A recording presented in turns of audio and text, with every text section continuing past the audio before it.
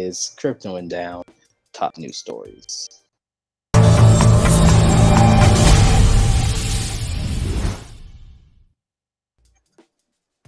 Fire and brimstone Bitcoin maxis are being unrealistic, says Dan Held. Who is Dan Held? I guess it's a man with a podcast here. Hold up, let me get to this article by Andre Beganovsky.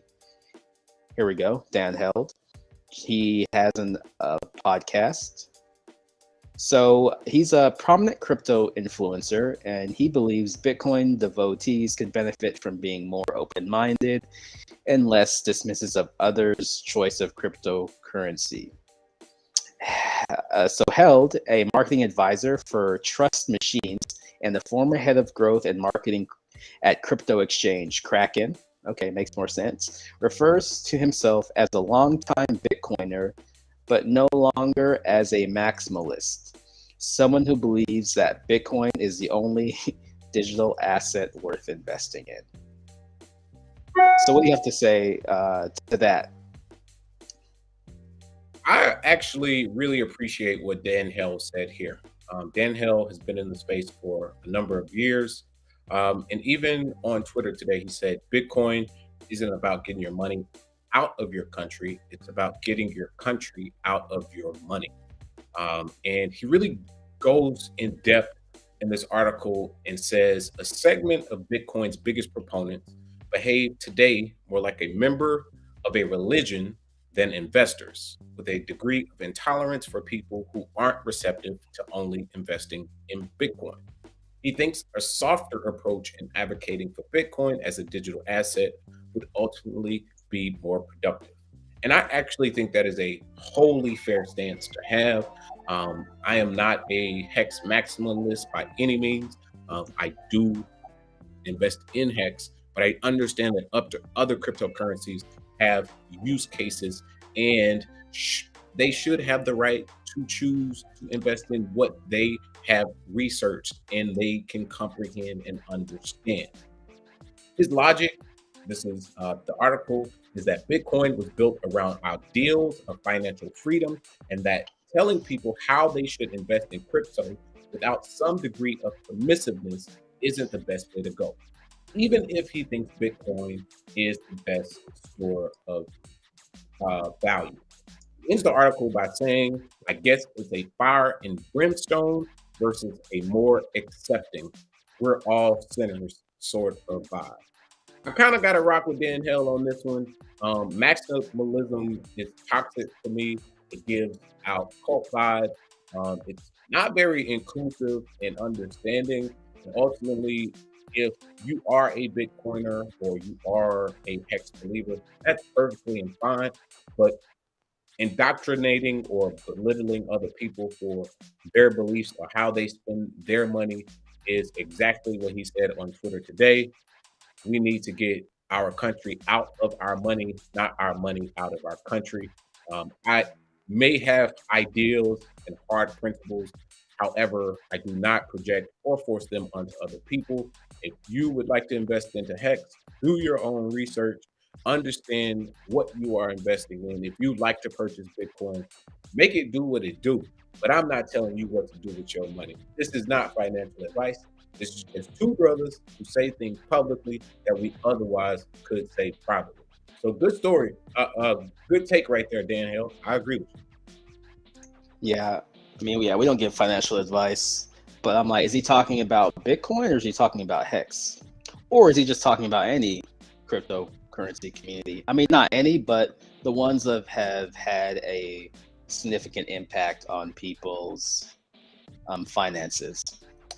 And I agree with him. Nothing he said. I mean, actually, we go into the details of stuff that he said that I disagree with. But overall, it's like, yeah, you can't tell people, and like you were saying, you can't tell people what to spend their money on. Um, it's kind of like, yeah, buy what you want. You got to be informed. The idea is, it's just, I think with crypto and probably anything, honestly, anything in general, it's just you got to know the right people or the right information. So it's like, yeah, I always say do your own research. But it's like, don't listen to the Michael Saylors of the world. it is hard to find people who are actually worth listening to in crypto and will not just tell you a little bit of what crypto, say Bitcoin or any of these are, and then kind of go on a spiel because they want you to take some sort of action. So yeah, I totally agree there. And a lot of the people I see, it's like, yeah, it's just, I think this, you can't separate this from just internet culture. You could say society at large, but when you tie people's finances, probably their sense of self-worth, belonging to something, they get pretty rabid. So on one hand, certain communities, they get a bad rap for like harassment or this ism or that ism or harassment at certain events and stuff like that. But I think it comes down to like to human nature, and those people are like the lowest common denominator in a way as well. You need those people in a way, I think, to get that fervor behind your project, because at the end of the day, it's like, why are people going to buy something? Yeah, it's, you talked about ideals, and I think that's what brought a lot of us here. We're like, ooh, the ideals and what this thing could allow you to do. But for the average person, it's like, do they trust this?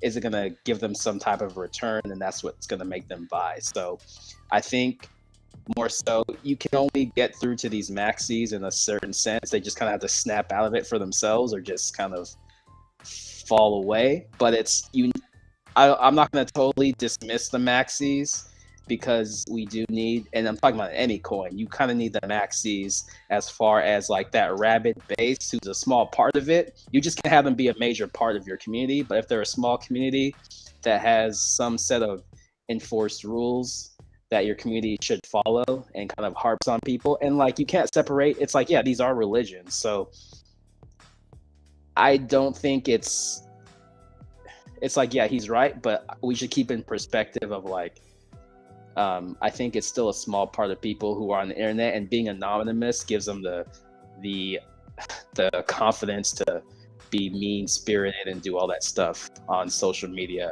So I think this is a cryptocurrency problem, but mostly we've been on the internet most of our lives, so it's like we know this is kind of not new to us as far as how people are acting, but it's just new in the fact that people are now financially invested in these things they're doing online a lot more, and are hoping to make a return off of it. So of course they're going to try to get, buy my stuff, buy the thing that I own, so the price will go up.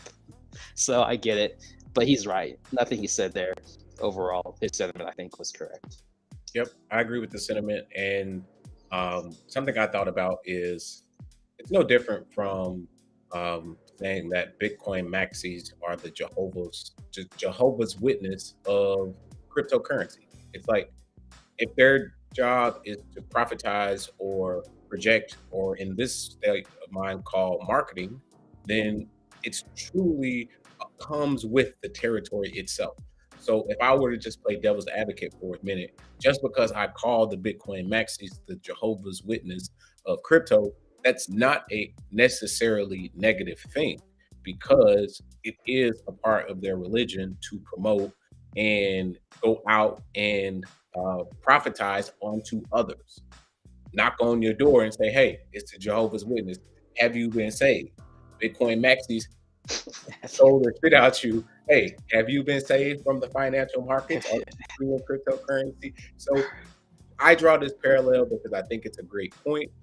I just think when we get into the deeper, darker sides of cults, where then it's only our way of belief and not any others, is where we get into trouble.